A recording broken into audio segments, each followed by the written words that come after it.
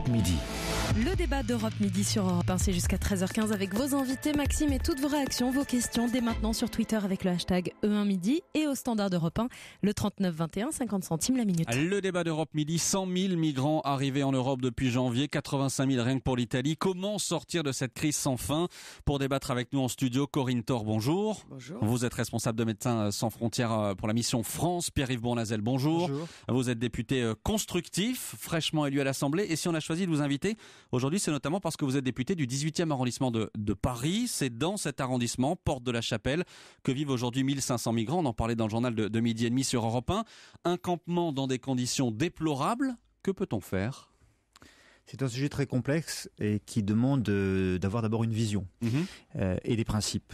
Moi, je vois déjà 3 principes essentiels. Premier principe, la dignité vis-à-vis de personnes qui fuient, soit la guerre, soit la faim, la misère, et donc d'être accueillis le temps qu'elles aient une réponse ou pas, de pouvoir rester en France, de les accueillir dignement, en toute sécurité et dans des conditions d'hygiène qui aujourd'hui ne sont pas toujours là.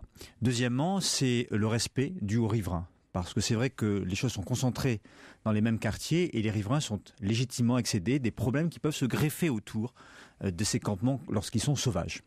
Et puis troisième sujet, c'est qu'il faut dire aux Français, aux Européens que la question des migrations, en 2 mots, est la grande question du XXIe siècle. Et que ça doit nous interroger sur la politique de développement et de coopération qu'on veut mener vis-à-vis de ces populations qui fuient notamment la faim et la misère, et comment faire en sorte que ces populations puissent se maintenir chez elles. Ça, c'est la grande question. Exactement. Grande question. Crise de fond, mais on a là une crise aiguë, Porte de la Chapelle, 1500 migrants qui vivent dans la rue. Qu'est-ce qu'on fait ? Moi, je suis favorable à des centres d'accueil humanitaires, dignes de ce nom, qui permettent, et Paris a pris sa part déjà, et je l'ai soutenu lorsque Madame Hidalgo l'a mis en place, mais Paris ne peut pas tout, et il faut que d'autres métropoles qui sont sur les chemins de ces migrants puissent avoir des centres d'accueil humanitaire pour traiter en toute sécurité, en toute dignité ces personnes-là.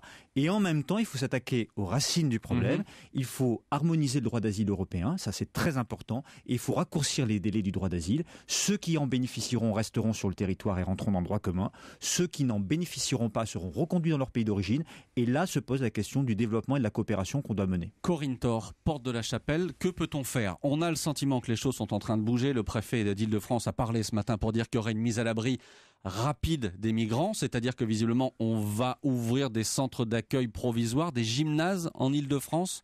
C'est ce qui va se passer ? C'est de la mise à l'abri d'urgence. Oui. Ce sont pas des centres, comme vous le disiez à l'instant, pérennes, où tous les services appropriés pour cette population sont disponibles. Donc c'est de la mise à l'abri d'urgence et c'est malheureusement ce que nous constatons depuis des mois, malgré les appels de toutes les associations et ONG et de la mairie de Paris d'ailleurs, de convaincre tous les départements en France à ouvrir des lieux d'accueil. Parce qu'aujourd'hui, la ville de Paris absorbe la majorité des primo-arrivants. C'est un nouveau Calais ? Alors c'est un nouveau Calais, pas vraiment, puisque malheureusement à Calais il n'y a plus aucun centre. Donc ça c'est un autre débat, puisque sur Calais il n'y aura pas de centre. Monsieur Collomb nous l'a rappelé très directement il y a quelques jours par un communiqué de presse. Donc Calais, la population est très particulière. Calais, ce sont des personnes qui ne veulent pas demander l'asile en France. Ce sont des personnes qui veulent continuer leur parcours. On a aussi un débat à ouvrir autour de ce sujet-là. Que fait-on des personnes qui sont en transit ? Pourquoi est-ce que nous les rejetons de cette manière-là, puisque c'est le cas à Calais, mais c'est aussi le cas sur la frontière franco-italienne. Paris, il y a une vraie volonté d'essayer de prendre en charge tous ces primo-arrivants et d'ouvrir des dispositifs et d'essayer d'alléger les dispositifs de demande d'asile. Pour autant, la complexité derrière, c'est qu'on ne sait pas très bien ce qui se passe après le centre humanitaire de la Chapelle. Les personnes sont mises à l'abri soit dans des CAO, soit dans des CHU, soit peuvent être envoyées en CRA. Oh là là, alors la CAO, CHU, CRA, ça devient compliqué pour nous. Alors, centre de rétention administratif. D'accord. CAO, ce sont des centres d'accueil et d'orientation. Et je vous ai dit quoi d'autre ? Et les CHU sont les centres d'hébergement d'urgence. Donc là, dans le dispositif de la Chapelle, on va les envoyer dans des centres d'hébergement d'urgence. On a l'impression d'un problème sans fin. Centre d'hébergement d'urgence, Pierre-Yves Bournazel, on va pas résoudre la crise avec ça.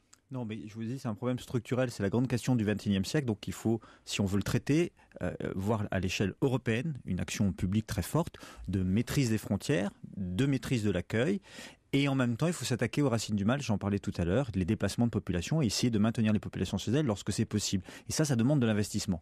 En revanche, sur le problème concret de la porte de la Chapelle, je ne suis pas le député de la porte de la Chapelle, mais élu du 18e, je tiens à le préciser pour éventuellement les auditeurs du quartier. Moi, je comprends l'exaspération des riverains. Je leur dis simplement qu'il faut assumer une politique d'intérêt général. Parce que ce n'est pas des sujets simples. La politique d'intérêt général, c'est des centres d'accueil humanitaire dans lesquels les migrants peuvent être bien traités en termes de soins, en termes de nourriture et en termes de sécurité pour les empêcher d'être dans les mains des passeurs. Et d'ailleurs, je demande qu'il y ait un renforcement de la lutte contre les réseaux de passeurs qui se font du fric sur la misère humaine.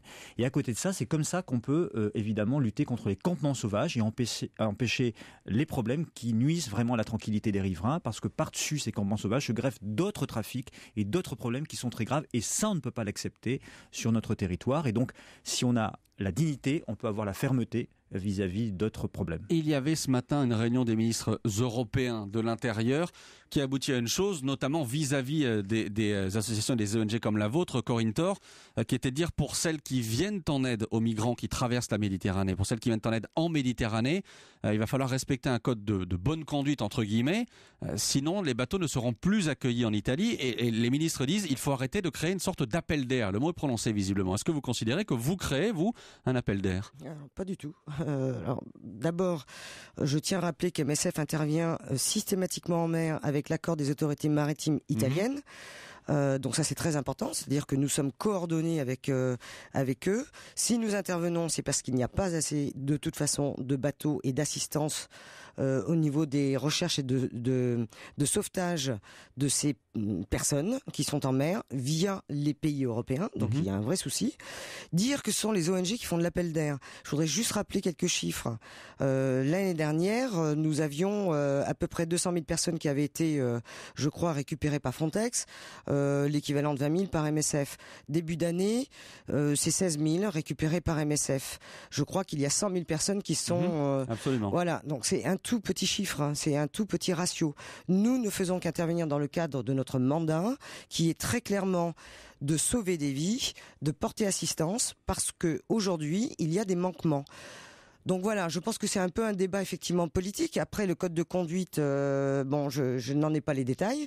Nous verrons cela. Mais aujourd'hui, en tant qu'MSF, on ne se sent pas du tout... Pas du tout visé. Non. Pierre-Yves Bournazel, l'Italie qui appelle à l'aide une nouvelle fois. On a l'impression que les autres pays européens, là, il y a un accord sur un code de bonne conduite, etc. Mais disait l'Italie, débrouillez-vous finalement. C'est pour ça que je crois qu'il faut, je vous le disais tout à l'heure, harmoniser les politiques européennes, parce que nous avons un destin commun sur ces sujets des migrations. Et donc moi, je pense qu'on peut assumer à la fois une politique plus forte de contrôle, c'est ce qui est proposé et prévu, je le souhaite, c'est important, pour assurer aussi la sécurité, et en même temps se battre pour soutenir les ONG qui font un travail extraordinaire, parce qu'il faut bien faire comprendre à nos concitoyens que c'est la vie et la mort. Mais assumer, ça pourrait être aussi de prendre en charge directement des migrants qui arriveraient en Italie, en France ? À condition qu'on ait des centres d'accueil et qu'on les assume, des centres d'accueil humanitaires où on traite les personnes le temps que leur dossier soit traité. Au fond, droit d'asile, pas droit d'asile, est-ce qu'ils partent dans un autre pays, est-ce qu'ils reviennent dans leur pays d'origine? Et là, on peut allier la dignité, la fermeté et la capacité aussi à accueillir dignement. Merci beaucoup à tous les deux. Une dernière question, Corinne Thor. Vous avez des informations sur ce qui peut se passer Porte de la Chapelle dans les heures, les jours à venir? On a l'impression que la préfecture est sur le point de bouger.